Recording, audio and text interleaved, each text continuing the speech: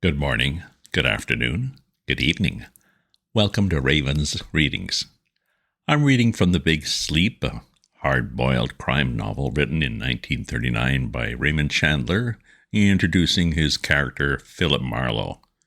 It was first adapted to film in 1946, starring Humphrey Bogart and Lauren Bacall. I do readings twice a week.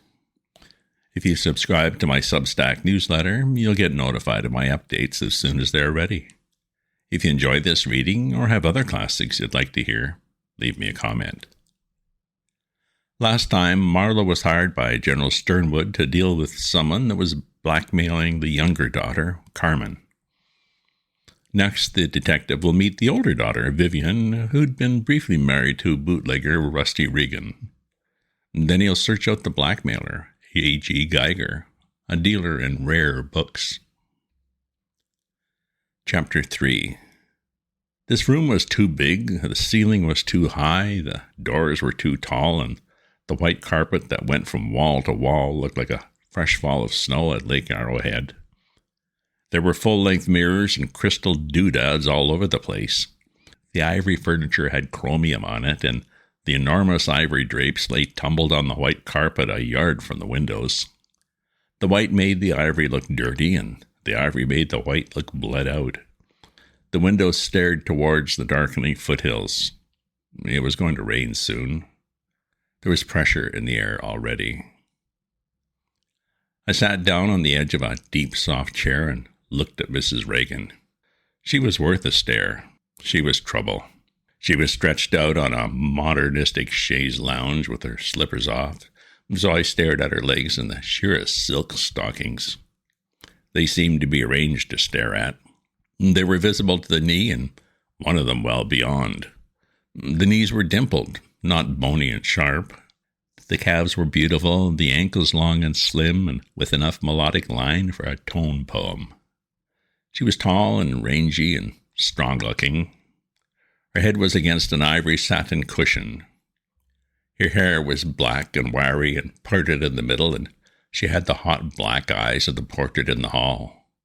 She had a good mouth and a good chin. There was a sulky droop to her lips, and the lower lip was full. She had a drink. She took a swallow from it and gave me a cool, level stare over the rim of the glass. "So you're a private detective," she said. "I didn't know they really existed, except in books, or else they were greasy little men snooping around hotels." There was nothing in that for me, so I let it drift with the current. She put her glass down the flat arm of the chaise lounge and flashed an emerald and touched her hair. She said slowly, "How did you like Dad?" "I liked him," I said. "He liked Rusty. I suppose you know who Rusty is?" "Uh-huh." "Rusty was earthy and vulgar at times," she said, "but he was very real. And he was a lot of fun for Dad. Rusty shouldn't have gone off like that. Dad feels very badly about it, although he won't say so. Or did he?" "He said something about it." "You're not much of a gusher, are you, Mr. Marlow? But he wants to find him, doesn't he?" I stared at her politely through a pause. "Yes and no," I said. "Well, that's hardly an answer. Do you think you can find him?" "I didn't say I was going to try." "Well, why not try the Missing Persons Bureau? They have the organization. It's not a one-man job." "Oh, Dad wouldn't hear of the police being brought into it." She looked at me smoothly across her glass again, emptied it, and rang a bell. A maid came into the room by a side door. She was a middle-aged woman with a long, yellow, gentle face, a long nose, no chin, large wet eyes. She looked like a nice old horse that had been turned out to pasture after long service. Mrs. Regan waved the empty glass at her, and she mixed another drink and handed it to her and left the room without a word, without a glance in my direction. When the door shut, Mrs. Regan said, "Well, how will you go about it then?" "Well, how and when did he skip out?" "Didn't Dad tell you?" I grinned at her with my head on one side.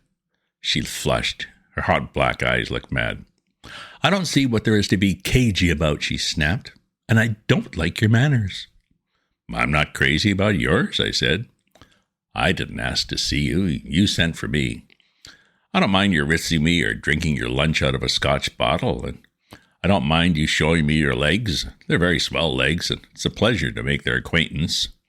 I don't mind if you don't like my manners. They're pretty bad. I grieve over them during the long winter evenings, but don't waste your time trying to cross-examine me. She slammed her glass down so hard that it slopped over on an ivory cushion. She swung her legs to the floor and stood up with her eyes sparking fire and her nostrils wide. Her mouth was open and her bright teeth glared at me. Her knuckles were white. "People don't talk like that to me," she said thickly. I sat there and grinned at her. Very slowly, she closed her mouth and looked down at the spilled liquor. She sat down on the edge of the chaise lounge and cupped her chin in one hand. "My God," she said, "you big, dark, handsome brute, I ought to throw a Buick at you." I snicked a match on my thumbnail, and for once it lit. I puffed smoke into the air and waited. I loathe masterful men," she said. "I simply loathe them." "Just what is it you're afraid of, Mrs. Regan?" Her eyes whitened. Then they darkened until they seemed to be all pupil. Her nostrils looked pinched. "That wasn't what he wanted with you at all," she said in a strained voice that still had shreds of anger clinging to me. "About Rusty, was it?" "Better ask him." She flared up again. "Oh, get out, damn you, get out." I stood up. "Sit down," she snapped. I sat down. I flicked a finger at my palm and waited. "Please," she said, "please, you could find Rusty if Dad wanted you to." That didn't work either. I nodded and asked, "When did he go?" "Oh, one afternoon a month back. He just drove away in his car without saying a word. They found the car in a private garage somewhere." "They?" She got cunning. Her whole body seemed to go lax. Then she smiled at me winningly. "He didn't tell you then?" Her voice was almost gleeful, as if she had outsmarted me. Maybe she had. "He told me about Mr. Regan, yes," I said. "That's not what he wanted to see me about. Is that what you've been trying to get me to say?" "I'm sure I don't care what you say." I stood up again. "Then I'll be running along." She didn't speak. I went over to the tall white door that I'd come in at. When I looked back, she had her lip between her teeth and was whirring at it like a puppy at the fringe of a rug. I went out, down the tile staircase to the hall, and the butler drifted out of somewhere with my hat in his hand. I put it on when he opened the door for me. "You made a mistake," I said. "Mrs. Regan didn't want to see me." He inclined his silver head and said politely, "I'm sorry, sir. I make many mistakes." He closed the door against my back.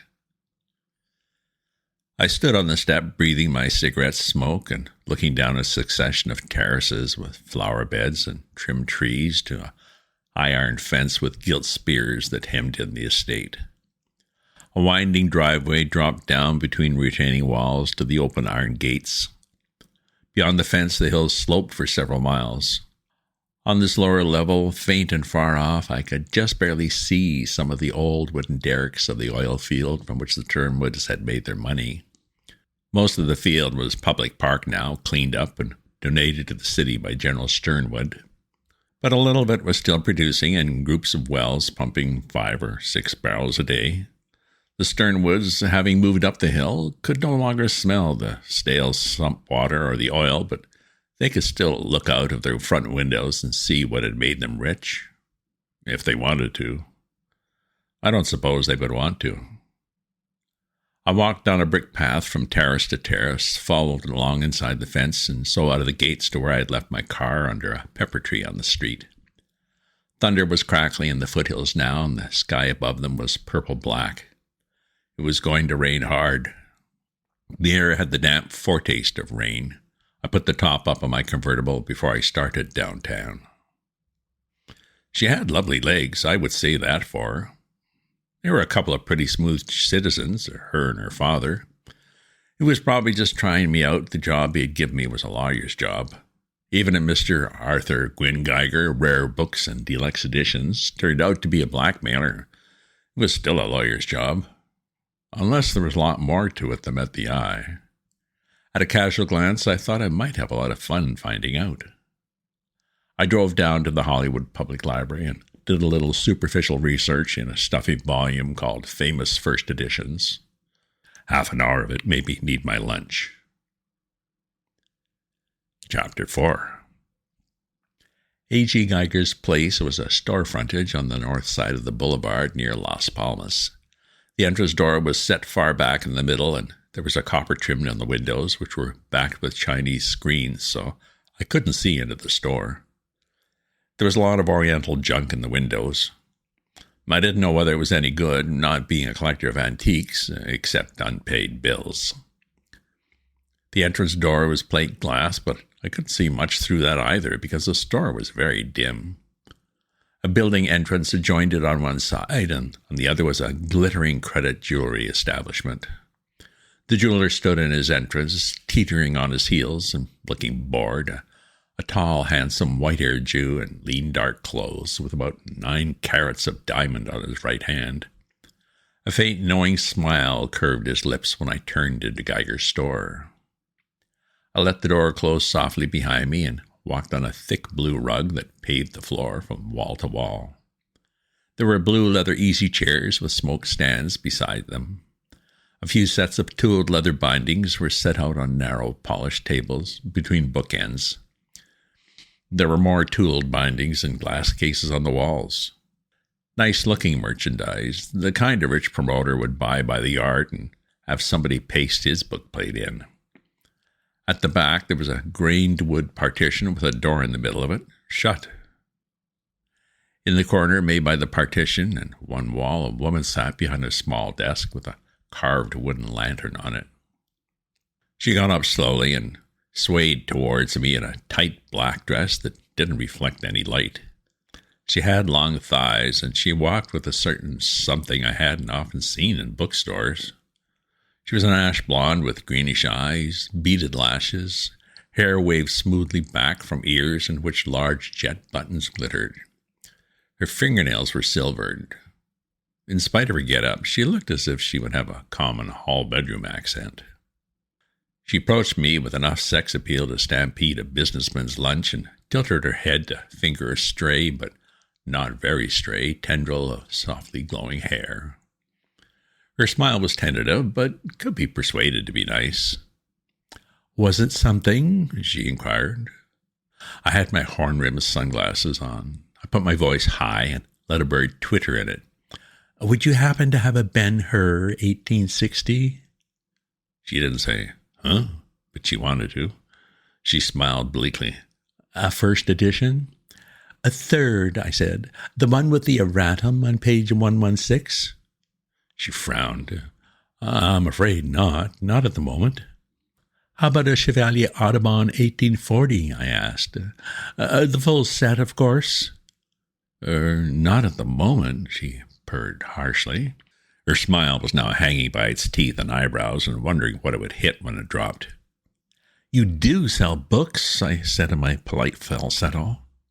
She looked me over. No smile now, eyes medium to hard, pose very straight and stiff. She waved silver fingernails at the glassed-in shelves. "What do they look like? Grapefruit?"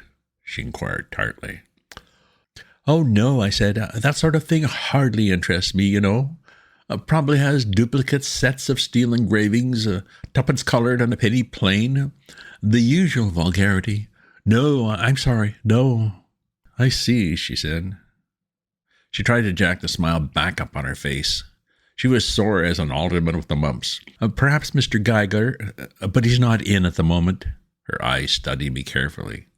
She knew as much about rare books as I knew about handling a flea circus. "He might be in later?" I asked. "No, I'm afraid not till late." "Too bad," I said. Too bad. I'll sit down and smoke a cigarette in one of these charming chairs. I've rather a blank afternoon. Nothing to think about but my trigonometry lesson." "Yes," she said. "Yes, of course." I stretched out in one and lit a cigarette with a round nickel lighter on the smoking stand. She still stood, holding her lower lip with her teeth, her eyes vaguely troubled. She nodded at last, turned slowly, and walked back to her little desk in the corner. From behind the lamp, she stared at me. I crossed my ankles and yawned. Her silver nails went out to the cradle phone on the desk, didn't touch it, dropped, and began to tap on the desk. Silence for about 5 minutes. The door opened, and a tall, hungry-looking bird with a cane and a big nose came in neatly, shut the door behind him against the pressure of the door closer, marched over to the corner, and placed a wrapped parcel on the desk. He took a pin-seal wallet with gold corners from his pocket and showed the blonde something. She pressed a button on the desk. The tall bird went to the door in the paneled partition and opened it barely enough to slip through. I finished my cigarette and lit another. The minutes dragged by. Horns tooted and grunted on the boulevard. A big red interurban car rumbled past. A traffic light gonged.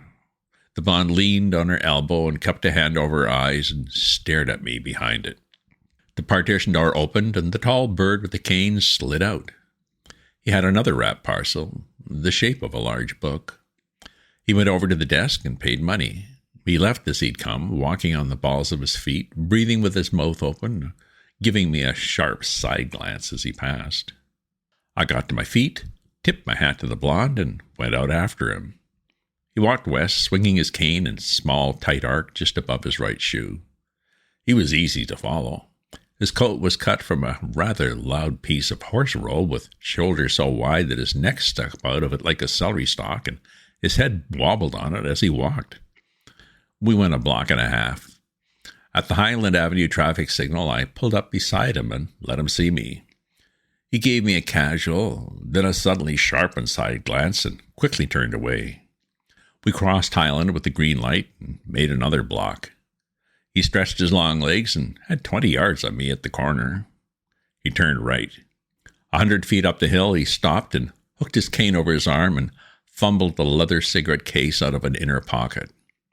He put a cigarette in his mouth, dropped his match, looked back where he picked it up, saw me watching him from the corner, and straightened up as if somebody had booted him from behind. He almost raised dust going up the block, walking with long, gawky strides and jabbing his cane into the sidewalk. He turned left again. He had at least half a block on me when I reached the place where he had turned.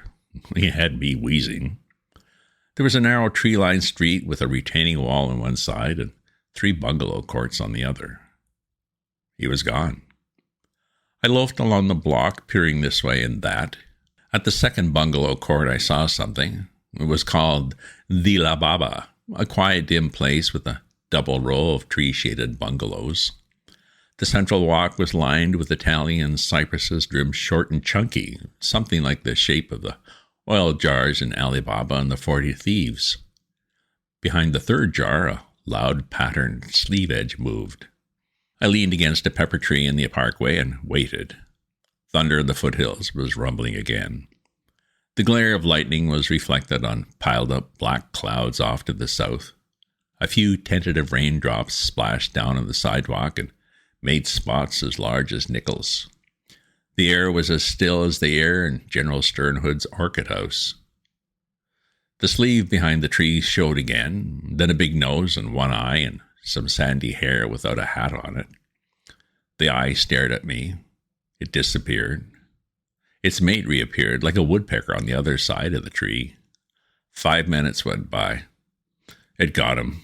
His type are half nerves. I heard a match strike, and then whistling started. Then a dim shadow slipped along the grass to the next tree. Then he was out on the walk, coming straight towards me, swinging the cane and whistling, a sour whistle with jitters in it. I stared vaguely up at the dark sky. He passed within 10 feet of me and didn't give me a glance. He was safe now. He ditched it.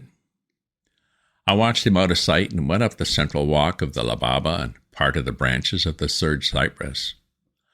I drew out a rap book and put it under my arm and went away from there. Nobody yelled at me. End of chapter. So A.G. Geiger does deal in books, just not clear yet what's in them. And the General's older daughter, Vivian, seems to be quite a handful. Next time, Marlow will find out more about Geiger as things take a nasty and violent turn. If you subscribe to my newsletter, you'll get notified of my updates as soon as they're ready. If you enjoy this reading or have other classics you'd like to hear, leave me a comment. Check out my other posts on my Substack at ravensview.substack.com. And remember to share this with your friends. Ta-ta for now.